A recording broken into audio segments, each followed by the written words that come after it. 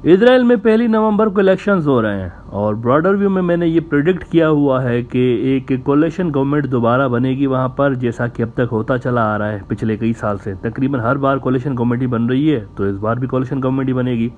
कोई पार्टी वहाँ पर 61 सीट्स नहीं जीत पाएगी कैंसेट की, जो कि उनकी पार्लियामेंट है। उनकी पार्लियामेंट को कैंसेट कहते हैं। कैंसेट की 120 सीटें होती हैं और हुकूमत बनाने के लिए 61 सीटें चाहिए होती हैं। तो मेरा ख्याल है कि नेतन्याहू जीत रहा है वहाँ पर प्रोबेबली, और वही हुकूमत बनाएगा फिर से। लेकिन इस बार फ़र्क यह है कि 12 साल में पहली बार ऐसा हो रहा है कि नेतन्याहू अपोजिशन लीडर के तौर पर इलेक्शन लड़ रहा है। गुज़िश्ता 12 साल में जितने भी इलेक्शन हुए हैं इसराइल के अंदर, उसमें नेतन्याहू खुद पीएम हुआ करता था, यानी कि इसी के अंडर इलेक्शंस होते थे। इस बार इलेक्शंस अलग हैं।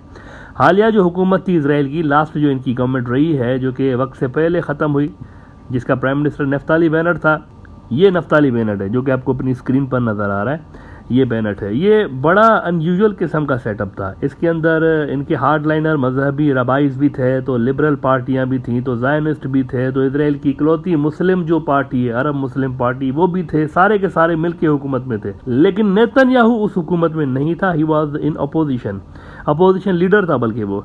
लेकिन ये सेटअप चल नहीं सका ज़्यादा और धपड़धूस हो गया जल्दी। और अब 4 साल भी नहीं हुए इसराइल के अंदर के 5वीं बार इलेक्शन होने वाले हैं। अब इशू ये है यहाँ के 2021 से लेकर नेतन्याहू की जो लिबरल सपोर्टर्स जमाते रही हैं ना, जो कि इसके साथ कोलिशंस में होती थी, वो इसके मुकम्मल तौर पर ख़िलाफ़ हो गई हैं। और वहाँ के जो पॉलिटिकल एक्सपर्ट्स हैं, उनका मानना है कि इन इलेक्शंस में भी मुमकिन है कि ये लिबरल जमातें इस बार भी नेतन्याहू के साथ बैठ के हुकूमत ना बनाएं, क्योंकि इनके डिफरेंसेस बहुत ज़्यादा हैं, वो बड़े लेवल के डिफरेंसेस हैं। लिहाजा नेतन्याहू को एक्सट्रीमिस्ट जो ज़ायनिस्ट जमातें हैं, उनके साथ मिलकर कोलिशन हुकूमत बनानी होगी। उनको थोड़ा सा उनका सॉफ्ट कॉर्नर है नेतन्याहू के लिए, लेकिन जो उनके लिबरल्स हैं वो इसको पसंद नहीं कर रहे नेतन्याहू को। ये बात ऑलमोस्ट सर्टेन है कि नेतन्याहू की जो लिक्विड पार्टी है, जो कि रवायती तौर पर भी कैंसेट में सबसे ज़्यादा सीटें जीत रही होती है, लेकिन मसला ये है उसका कि रिक्वायर्ड नंबर ऑफ़ सीट्स यानी 60 सीटें वो नहीं जीत पाता, हमेशा शॉर्ट होता है। 10, 15, 20 सीटें वो शॉर्ट होता है। इस बार भी वो कैंसेट के अंदर सिंगल लार्जेस्ट पार्टी तो रहेगा नेतन्याहू की पार्टी, लेकिन वो इस पोजीशन में नहीं होगा कि अकेले हुकूमत बनाए। नेतन्याहू की सारी इलेक्शन कैंपेन ही ईरान मुखालिफ रही है, इस पे चल रही है। वो कहता है कि मैं ईरानियों को नहीं छोड़ूंगा, मैं उनको बम बनाने नहीं दूंगा, ये सारे जो हमारे पॉलिटिशियंस हैं ये बिल्कुल इनफेक्टिव हैं, ये ईरान को कंट्रोल नहीं कर सकते, मैं सुपरमैन हूँ, मैं रोकूंगा और सिर्फ मैं ही रोक सकता हूँ। इस पे एक तो वो इलेक्शन कैंपेन अपनी कर रहा है सारी की सारी, और इस पे भी चल रही है कि फ़लस्तीन का ये वाला जो इलाका है, मकबूजा फ़लस्तीन का वेस्ट बैंक का इलाका, इसमें इजरायली नई यहूदी बस्तियाँ आबाद कर रहे हैं। ये जो रिमेनिंग एरियाज़ हैं ना, गज़ा और वेस्ट बैंक, अब गज़ा को तो उन्होंने छोड़ा हुआ है कि सारे के सारे फ़लस्तीनी अभी इधर रहे हैं, लेकिन वेस्ट बैंक पे उनकी नज़र है। वो कहते हैं वेस्ट बैंक को हम कब्ज़ा करेंगे, ये हमारा है। इसराइल में शामिल करने के लिए यूएन समेत दुनिया के कई जो मुल्क हैं और फोरम हैं, वो इसराइल की इन गैर कानूनी बस्तियों को मानते ही नहीं हैं। वो कहते हैं आप जो है ना ये गलत बना रहे हैं, दुनिया में कोई नहीं मानता इनको कि आप वेस्ट बैंक के अंदर जो है वो इस तरह की बस्तियां बनाएं। लेकिन नेतन्याहू की जो कैंपेन है वो इस पे चल रही है कि दुनिया की ऐसी की तैसी ये वेस्ट बैंक नहीं, जुडाया और समारा की वादियां हैं, ये हमारी हैं। हज़ारों साल पहले, 2, 3 हज़ार 5 हज़ार साल पहले मेरे दादा परदादा इधर बैठ के बकरियां चरा रहे होते थे, ये हमारी हैं और इसका हर इंच हमारा है। इसीलिए जब मैं पीएम बन गया तो मैं पहले से ज़्यादा यहाँ पर तेज़ स्पीड से बस्तियाँ बनाऊंगा, ज्यूइश सेटलमेंट्स यहाँ पर मैं कायम करूँगा और वेस्ट बैंक पूरा का पूरा हड़प कर जाऊँगा। ये उसकी कैंपेन है बाकायदा। अच्छा, ये जो भी नमूना है बिन्यामीन नेतन्याहू साहब, इसको प्यार से इजरायली बीबी कहते हैं। बीबी इसका निकनेम है। नेतन्याहू का जो मैंने कहा ना कि सारे के सारे इजराइल की बड़ी जो हार्डलाइनर पार्टियाँ हैं वो इसकी एलाइज बनने वाली हैं आने वाली हुकूमत में। तो वो कौन कौन से लीडर हैं और कौन कौन सी जमातें, ये ज़रा सुन लें, आप कानों को हाथ लगाएंगे, ऐसे ऐसे लोग इसके इत्तेहादी बनने जा रहे हैं। एक इनका नेता है इतमर बिन गवीर, ये नेतन्याहू का पार्टनर होगा। अब ये आपकी स्क्रीन, ये इतमर है, इसका नाम इतमर। इसके आपको मैं कारनामे बताता हूँ ये क्या है। इस बंदे ने ना अपने घर में एक बड़ा सा पोर्ट्रेट लगाया हुआ है और उस पोर्ट्रेट में एक इजरायली दहशतगर्द का इसने फ़ोटो लगाया हुआ है, बहुत बड़ा।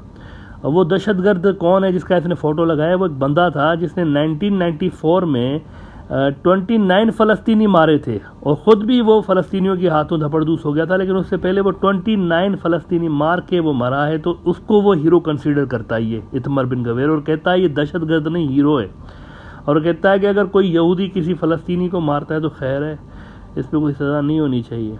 इस तरह के इसके ख्यालात हैं और ये बंदा नेतन्याहू का पार्टनर बनेगा आने वाली सरकार में। अच्छा, इस महीने भी क्या हुआ, इसका दूसरा कारनामा देखें, रिसेंट इसका लेटेस्ट कारनामा सुनाता हूँ आपको। बैतुल मुक़द्दस का एक इलाका है शेख जर्रा का, मुस्लिम मेजॉरिटी इलाका है। अरबपति जो यहूदी है ना, वो करोड़ों अरबों रुपए लेकर खड़े होते हैं हाथों पे ऐसे मुसलमानों के सामने, डॉलर्स लेकर खड़े होते हैं, कहते हैं आप हमें अपनी ये ज़मीनें बेच के चले जाएं, घर बेचें अपना। ये फ़लस्तीनी नहीं बेचते, वो कहते हैं हम अपना ज़मीन अपना घर नहीं बेचेंगे, इतने ज़्यादा पैसे उनको ऑफ़र कर रहे होते हैं, लेकिन वो शेख जर्रा का इलाका नहीं बेचते। लास्ट ईयर जो हमास इजराइल जंग हुई थी ना 11 रोज़ा, उसका एक बहुत बड़ा रीज़न शेख जर्रा का इलाका ही था।